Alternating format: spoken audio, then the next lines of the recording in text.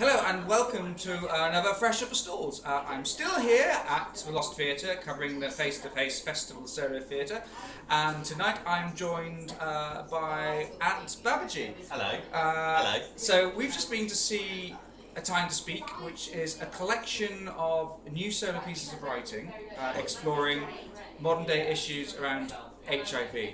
So HIV is a thing close to my heart because I have, whilst I'm HIV negative, I have more than a few people that I know and who are close friends who are HIV positive. As am I. As is Ant. And Ant's wonderful in that he does he's a trustee of the Terrence Higgins Trust. I am. Yeah. Who does a lot of work for educating about HIV and testing, and also about general sexual health. And also lots of work where we support people and help people who are living with HIV as well, which is one of my volunteering roles that I do as a volunteer at Terrence Higgins Trust. And just, well, not so much coincidentally, it's kind of how I know, and I also do a lot of the work I do, when I do charity work, is raising money for Terrence Higgins Trust as well. So I recently, for those of you who heard me better, cycled to Brighton to raise money for THC, and it was worth it. I almost died in it. I didn't almost die. So anyway, that's quite a long introduction, but I think it's important, and this is why I really wanted to have Ant come along tonight, because this play, of course, explores issues surrounding HIV. I think it would be really nice to have his perspective on the work he does and his own experience against my experiences. I suppose as the fact that I'm also a theatre reviewer. So I think I'm just going to give you free rein to begin with, Ant. And so, what did you think of the play, of a collection of pieces? You know what, I thought they were hugely powerful, and what I don't think that we hear enough of, just generally, is the voice of people who are living with HIV, and what these pieces really allowed us to hear was the thoughts, the inner voices, the emotion behind living with HIV, and I think that's really important.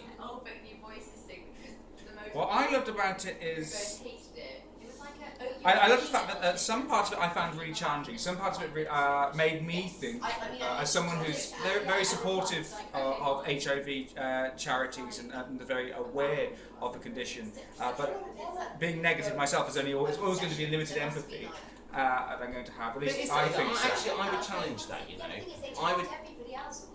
I think actually, and I think what tonight said was that. Actually, HIV is not just an issue for someone like me who's HIV positive, but also an issue for people who are HIV negative. And I think that actually, I hope what something like tonight gives is it bridges the divide. It stops people who, like me, who are HIV positive from being other and kind of over in a corner and not spoken about and kind of, he's a bit scary or she's a bit scary, and actually we are one and the same. And one of the pieces was really powerful in that it said, this guy who was talking about his experience, and he was really kind of pondering what he should say tonight, and he said, well, actually, does it really change when somebody is tested positive and actually they're the same person the day before and they're the same person the day after? Well, actually they are, yes, and the same person the day after that. But yeah, they probably do change in terms of what is put upon them, in terms of what their expectations are upon them.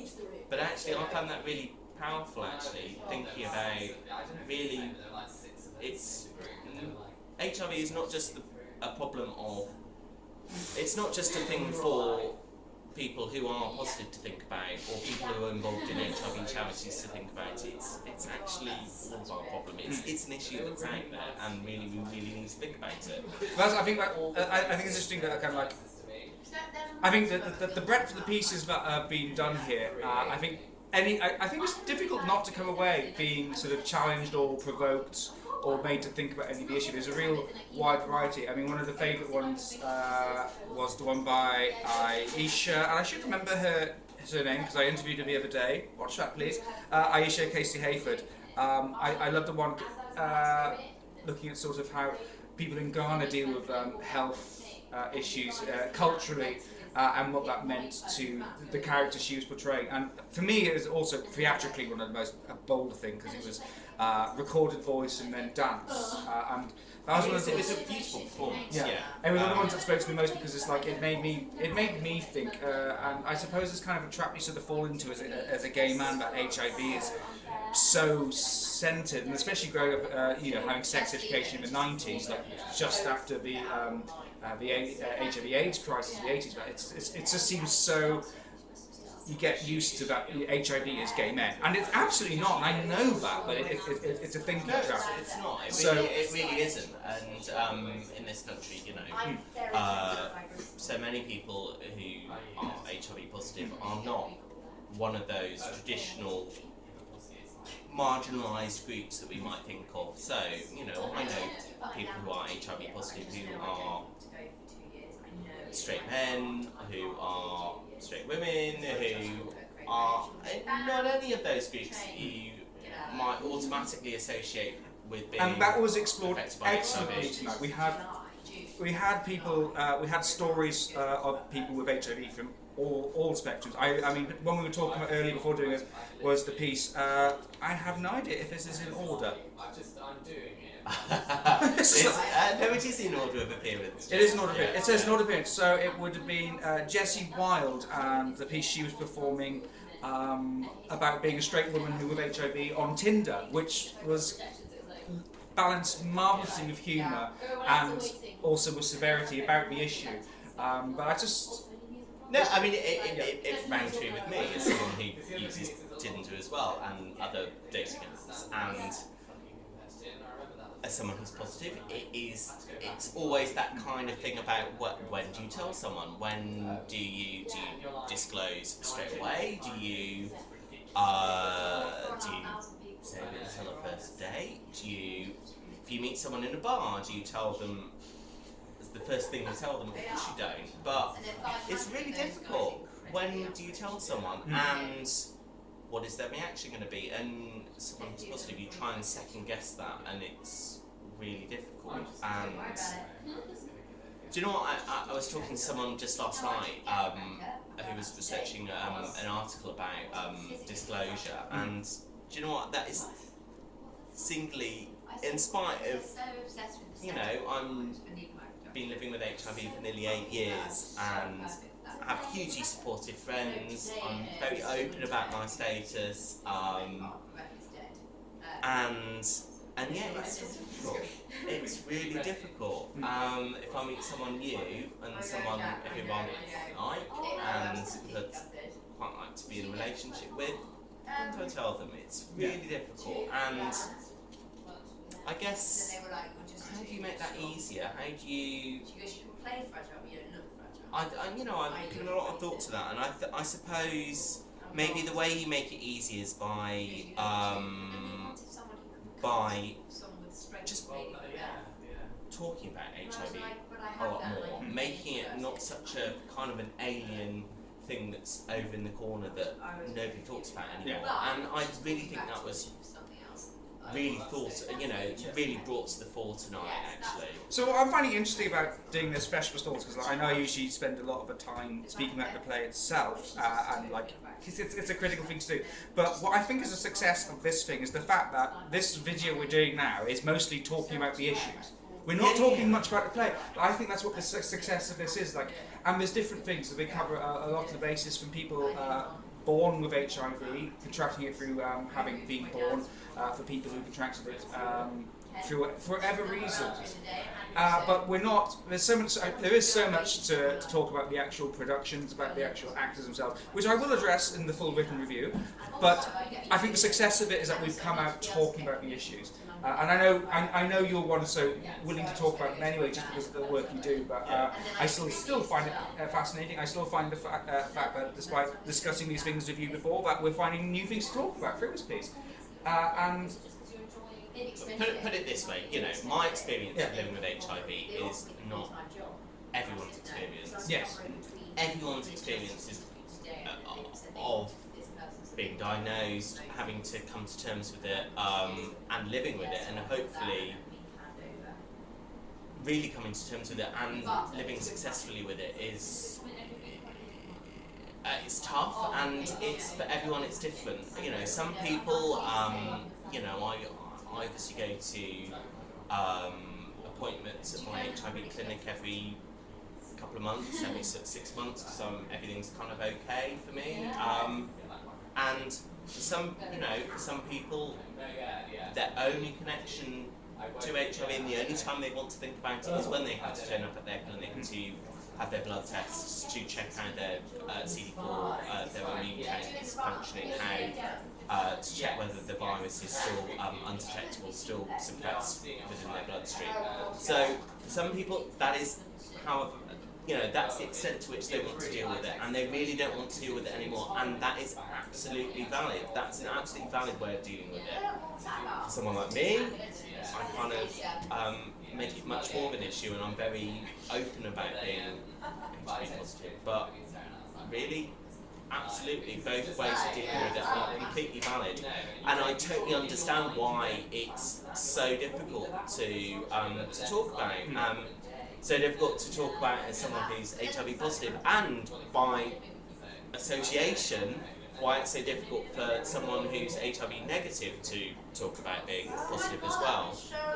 It really is difficult, and you know, I have a friend who's a fellow volunteer at THG, and he recently got into a situation where he ended up talking about being HIV negative and the fact that he was a volunteer, and it was really challenging. He felt really, it was a really difficult situation for him actually, and he, you know, a lot tonight was talked about stigma, and often there can be not only stigma for people who are HIV positive, but kind of stigma of association, I think, so that can also be very difficult, I think. So yeah, I just love the fact that the pieces here tonight have got us talking. We're trying to wrap things up succinctly now. I'll try my best. No, I don't. No, it's not a terrible thing. I love listening to you talk about it. I always love getting into conversation like this. Was there anything tonight that challenged you? Not so much challenged me. There was a lot of stuff that really rang true with me. The first piece that we saw, where we were talking about the younger guy's experience of being diagnosed and being on the kind of the Vauxhall, Soho, whatever you want, online kind of party scene, and how difficult that is, and the assumption that as a younger guy, that if you go out on the scene and you're not told about risks and what is risky and what is less risky, and how you negotiate yourself through that, and you know, you're in this room of very sexy, desirable people, and why wouldn't you end up doing all sorts of stuff with them? And it's very difficult, and yeah, that rang true, and I'm sure it would ring true with a lot of people who live in London actually, and a lot of gay guys that are younger gay guys that are out on the scene, and that really rang true with me. The piece that was later on about Tinder, yeah, and about disclosure, and how it can be difficult, you know, even in the online world, you know, it's all about making an impression and putting yourself forward, and that can be so difficult, really can be so difficult, I think. Okay, and if you were to pick a favourite, you don't have to. Oh, that's me. Okay, you don't have to pick a favourite, especially as some of the cast are actually sat just behind us, so could be getting a bit awkward. But no, I think this evening was great. I think it has really been the Tinder to spark. That's such a terrible analogy. Some great conversations. Theatrically, I think it was great. I'll speak more about the theatricality when I come to write a review. All really inspired, all some great stories. I think if you know about HIV, if you campaign about HIV, or even if you know absolutely bugger all, I think it's certainly worth seeing, because I think it's certainly something that not only educates but really does entertain. I love the fact that we were told there was going to be 8 people, and about halfway through I'd lost count because I well, not that I can't, but like all of a sudden it didn't matter. It didn't matter what. No, you get very engrossed in someone's story, Yeah. and really understanding where they're coming from and their experience, and I think that's so important, and I think that's the thing that we say proudly as someone who talks about HIV, you know, as a trustee of an HIV charity. That's the thing that we don't talk about enough. We don't share people's experience of living with HIV, and I think that's the thing that people really connect with. That's the thing that people really kind of hits home about HIV. It's like, well, actually, that could be my friend next door, or that could be, you know, that friend that I don't talk to so much because they're going through this. And yeah, I think that's so important, and I think so much of the kind of the imagery and the way of talking about HIV can be so kind of boiled down to what HIV means medically nowadays, which hopefully, if you test early, start treatment and stick to your treatment, will be kind of a smooth course today. But that really doesn't take into account all of the stuff that is tied up with and what it means to you in here, actually, and so much more to talk about, and we really aren't talking about it enough. Marvellous. So, a brilliant evening. Thank you very much, Hugh Wilde, who directed the piece, who I've also interviewed. I suppose you've missed it here at the Face to Face Festival, but put in your diaries the 4th of December, where this will be performed again at Positive East's offices in the East End, because it's called Positive East. It'd be weird if it was in the West End, because that's central. I don't know where I'm going with this. But yeah, brilliant piece, really provocative, really entertaining. Everything from having your heart broken to being piqued, to laughing at life, to being piqued with anger as well at points. A brilliant evening. Thank you very much. Thank you very much, Ant, for joining me to discuss this tonight. I'm glad you enjoyed it too. I'm really glad you enjoyed it, because it would have been an awkward night otherwise. Asking you to come round. Thank you, James. And Cheers. thank you guys for watching, and I'll see you all soon. Bye.